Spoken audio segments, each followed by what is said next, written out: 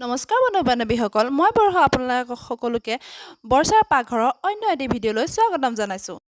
আপোনালোকে থাম্বনেইল আৰু টাইটেল দেখি নিশ্চয় গম পাইছে মই কি বনাবলৈ ওলাইছোঁ। আজি মই বনাম chicken dry fry. Chicken dry ফ্ৰাইৰ কাৰণেনো কি বস্তুৰ প্ৰয়োজন হয় ব'লকচোন চাওঁ। যদি ৰেচিপিটো আপোনালোকৰ ভাল লাগে আপোনালোকে নিশ্চয় এবাৰ ট্ৰাই কৰিব। মই চিকেন ড্ৰাই ফ্ৰাইৰ কাৰণে এটা গোটা চিকেন লৈছোঁ আৰু লৈছোঁ এয়া আদা নহৰু আৰু পিঁয়াজ, এয়া হালধি, ৰংগুড়া আৰু জিৰা, গৰম মছলা আৰু লৈছোঁ দৈখিনি আমি ভালকৈ ফেটি লৈছোঁ। এতিয়া মই আদা নহৰু আৰু পিঁয়াজৰ এটা পেষ্ট বনাই ল'ম।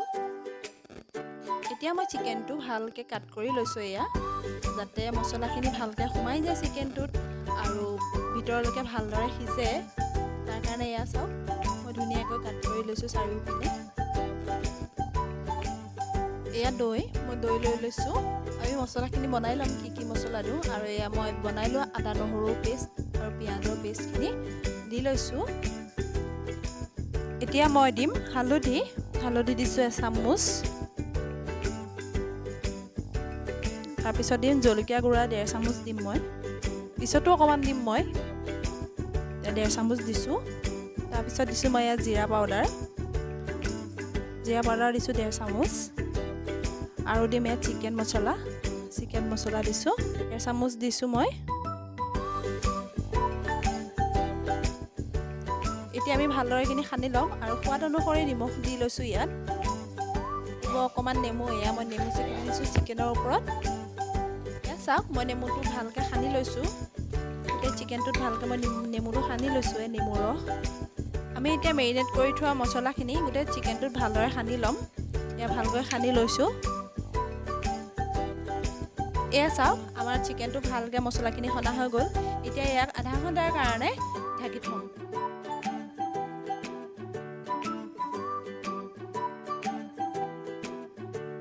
এয়া চাওক আমাৰ মেৰিনেট কৰি থোৱা চিকেনটো এয়া আমি তেলত দি দিছোঁ।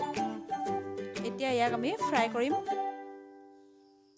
একদম কমত কৰিব গেছটো, নহ'লে চিকেনটো জ্বলি যাব।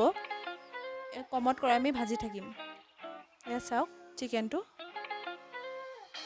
আমাৰ চিকেনটো প্ৰায় ফ্ৰাই হৈ উঠিছে আধা ঘণ্টাৰ পিছত, আৰু আমাক আৰু অলপ সময় লাগিব ভালকৈ ফ্ৰাই হ'বলৈ। এয়া চাওক প্ৰায়ে হৈছে, আৰু অলপ ফ্ৰাই কৰি ল'ম আমি। এয়া চাওক আমাৰ চিকেনটো ধুনীয়াকৈ হৈ উঠিছে, আৰু এতিয়া মই গেছটো অফ কৰি চিকেনটো তেলৰ পৰা উঠাই দিম। এয়া চাওক কি ধুনীয়া হৈছে দেখিবলৈ। ফাইনেলি এতিয়া আমাৰ চিকেন ড্ৰাই ফ্ৰাইটো হৈ গৈছে, আৰু মই এতিয়া টেষ্ট কৰিম আৰু আপোনালোকক কম কেনেকুৱা হৈছে।